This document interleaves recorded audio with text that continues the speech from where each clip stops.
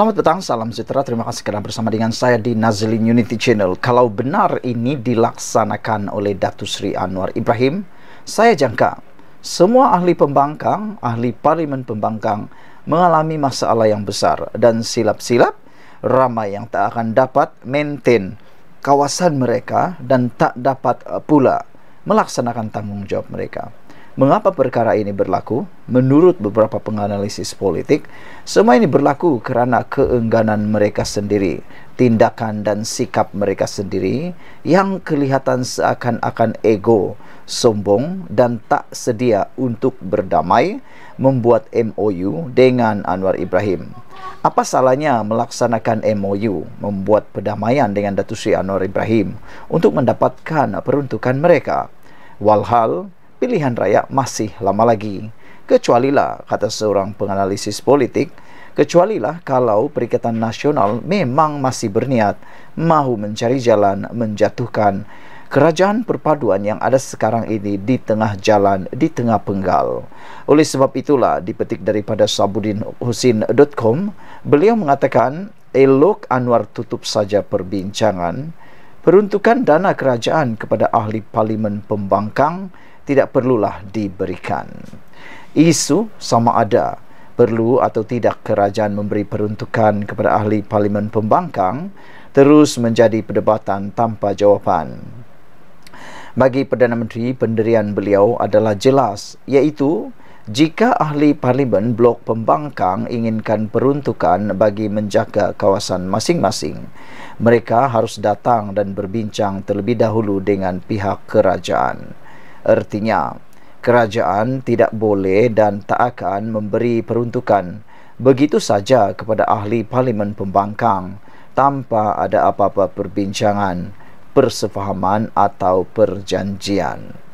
Dalam hal ini, Anwar Ibrahim mengimbas bagaimana ketika Pakatan Harapan PH menjadi pembangkang di era kepimpinan Ismail Sabri Yaakob dahulu, di mana beliau sebagai ketua pembangkang telah mengusahakan agar sesuatu MOU ditandatangani dengan pihak kerajaan.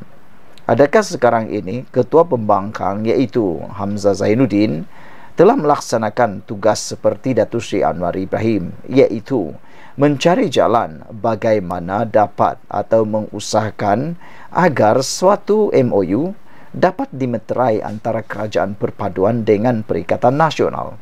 Persoalannya, adakah Hamzah Zainuddin sudah mengambil langkah mengusahakan perkara tersebut atau masih enggan untuk melaksanakannya? Berikutan adanya MOU antara Pakatan Harapan dengan kepimpinan Tan Sri Ismail Sabri Yaakob pada waktu tersebut, maka sebagaimana ahli parlimen kerajaan dapat peruntukan, ahli parlimen pembangkang juga memperolehinya.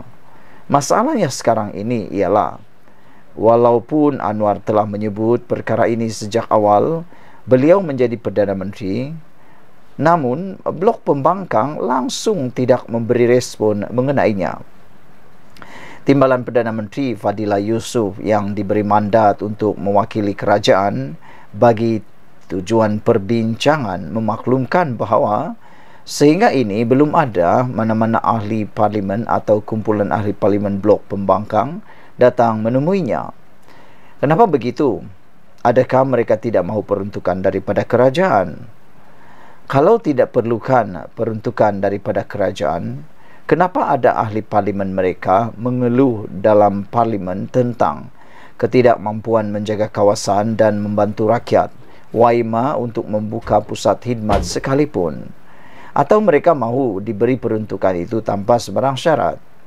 Dalam hal ini, meskipun Anwar Ibrahim ternampak masih mempunyai isyan serta rahmah ingin memberi juga peruntukan kepada ahli parlimen pembangkang, hanya dengan syarat mereka perlu datang berbincang dengan Fadillah terlebih dahulu.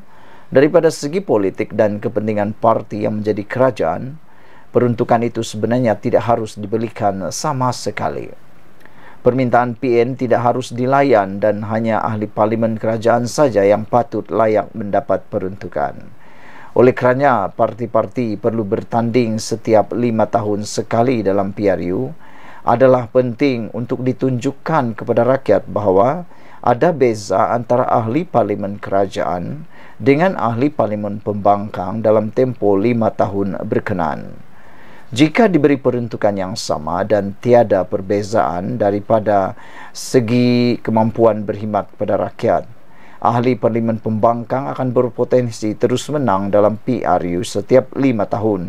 Lantaran rakyat langsung tidak merasa ada beza diwakili wakil kerajaan atau pembangkang. Ini jelas bukanlah suatu keadilan bagi parti yang menang PRU dan menjadi kerajaan. Sebaliknya, semacam memberi keistimewaan kepada parti pembangkang. Lebih buruk dan terkutuk disebabkan diberi peruntukan seperti suatu kewajipan oleh kerajaan itu.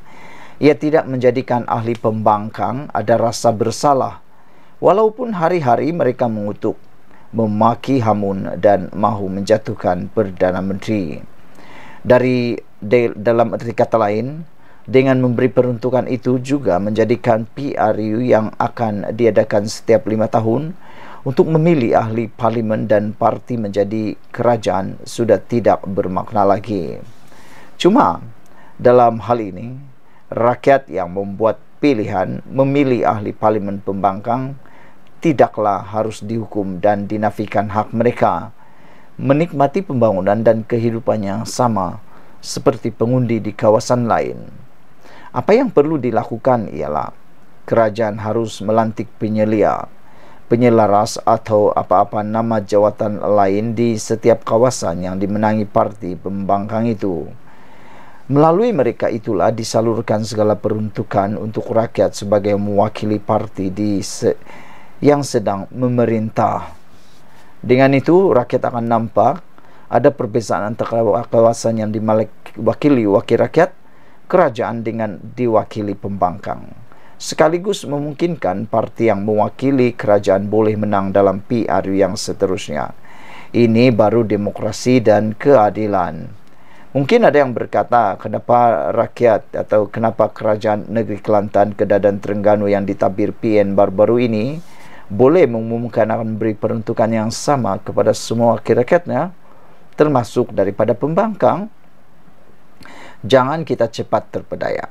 3 kerajaan negeri itu sebetulnya baru saja bersikap pemurah sedemikian kerana kerusi yang dimenangi pembangkang amat sedikit, iaitu 2 di Kedah, 2 di Kelantan dan 0 di Terengganu. Adakah penggal sebelum ini di mana pembangkang ada banyak kerusi di Kelantan, Terengganu dan Kedah, peruntukan sama rata seperti itu diberikan? Selain itu, ketika Muhyiddin Yassin merupakan pengurusi Perikatan Nasional jadi Perdana Menteri sebelum Ismail Sabri, peruntukan sama rata kepada ahli parlimen turut tidak pernah menjadi amalan. Beberapa ahli parlimen UMNO sendiri, misalnya Zahid Hamidi, Nazri Aziz dan Ahmad Maslan, pernah dipetik media memaklumkan tidak mendapat peruntukan, walaupun UMNO adalah sebahagian daripada kerajaan ketika era Muhyiddin itu. Sekarang bila tiba-tiba PN gegak gempita mahu peruntukan sama rata, sembang kari apa mereka ini? Seeloknya Anwar tutup saja perbincangan isu ini. Lebih baik cepatkan lantik penyelia atau penyelaras yang disebutkan tadi. Sekian dulu untuk kali ini. Jangan lupa tinggalkan komenan dan sila tekan butang subscribe. Malaysia kita punya, kita jaga sama-sama, cintai Malaysiaku. Bye-bye.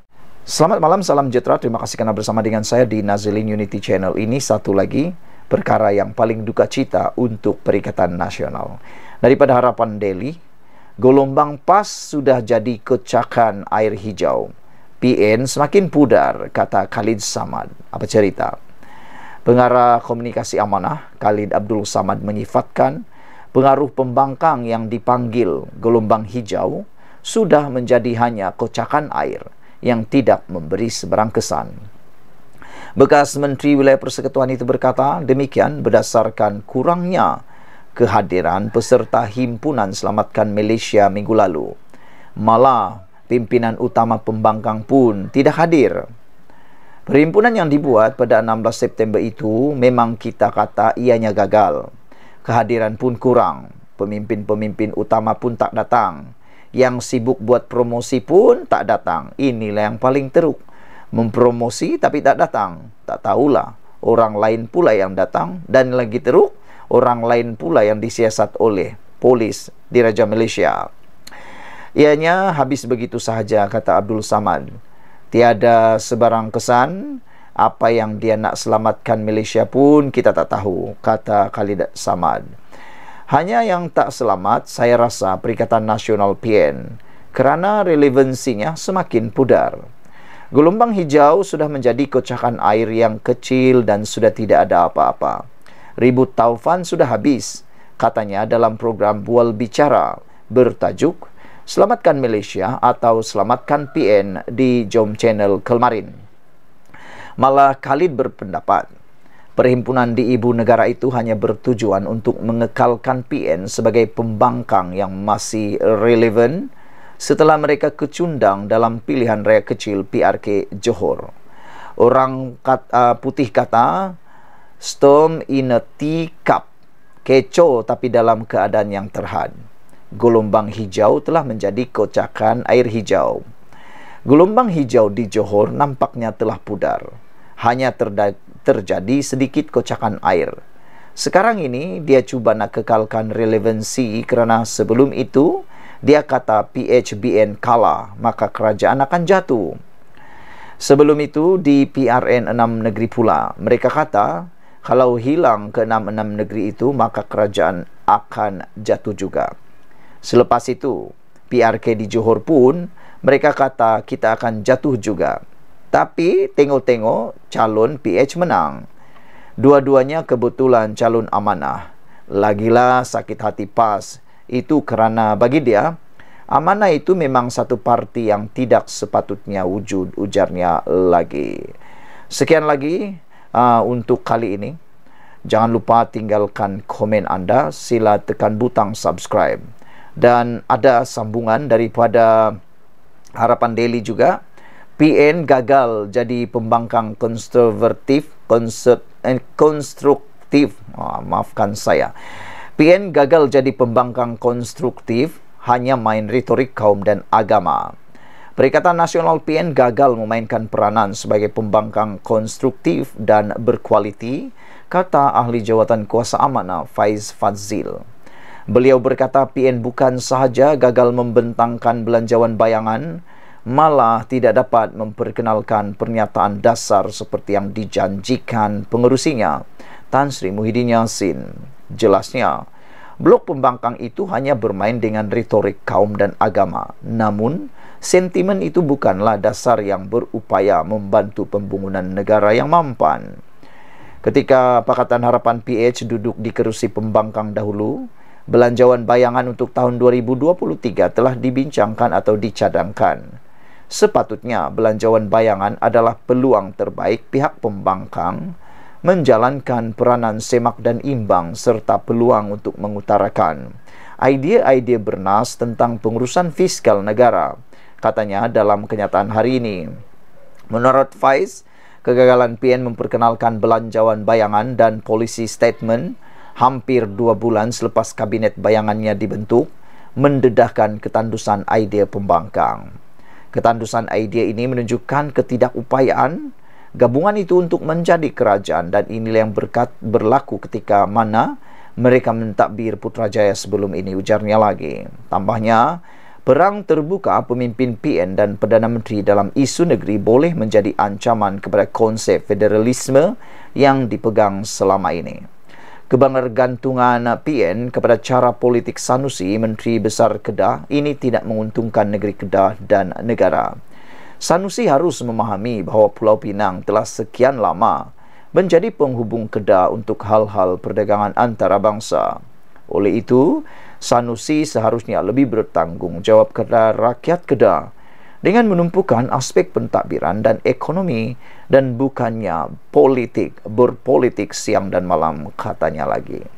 Pada 9 Februari lalu, Sanusi dalam ucapan mempertikai kedaulatan negeri Pulau Pinang dengan mengatakan bahawa ia dipajak daripada negeri Kedah. Susulan daripada itu, bekas Ketua Menteri Pulau Pinang, Lim Guan Eng, menyelar tindakan Menteri Besar Kedah berkenan dan meminta ditarik balik kenyataan tersebut. Sekian dulu untuk kali ini. Jangan lupa tinggalkan komen anda. Sila tekan butang subscribe. Malaysia kita punya, kita juga sama-sama cintai Malaysiaku. Bye-bye.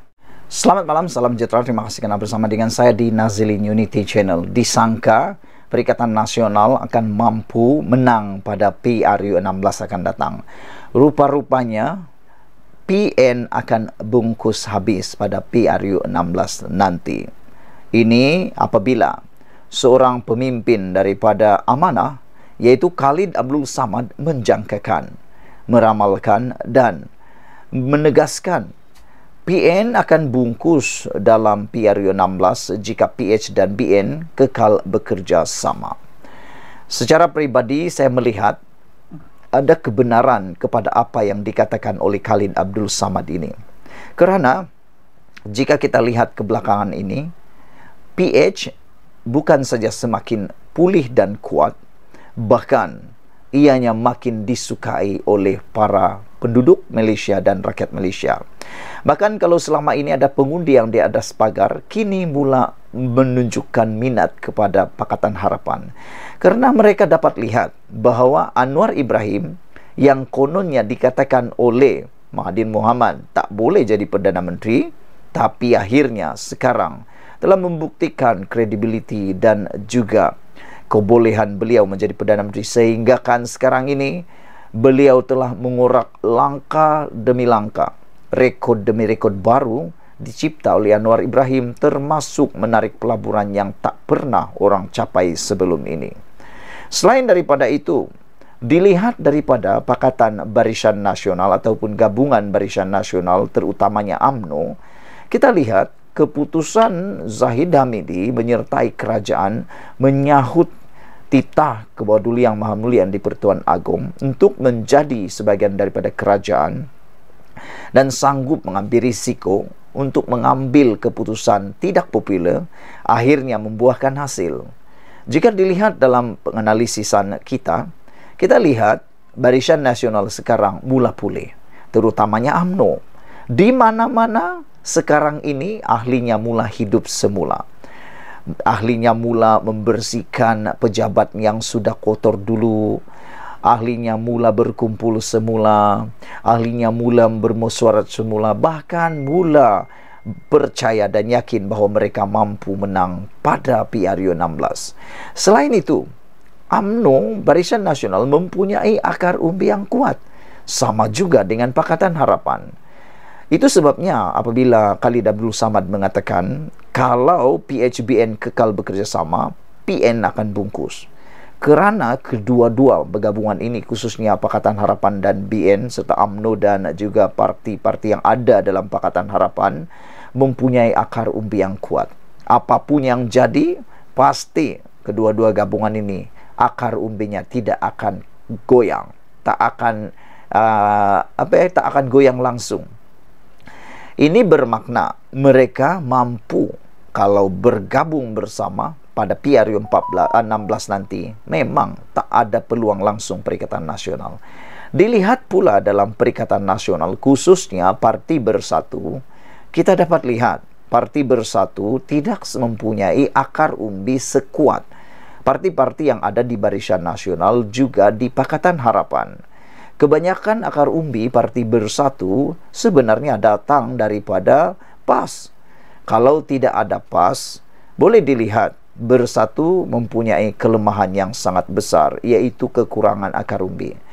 Dapat dilihat dalam PRN 6 buah negeri baru-baru ini, termasuklah pilihan raya di Simpang Jeram dan juga di Pulai Johor.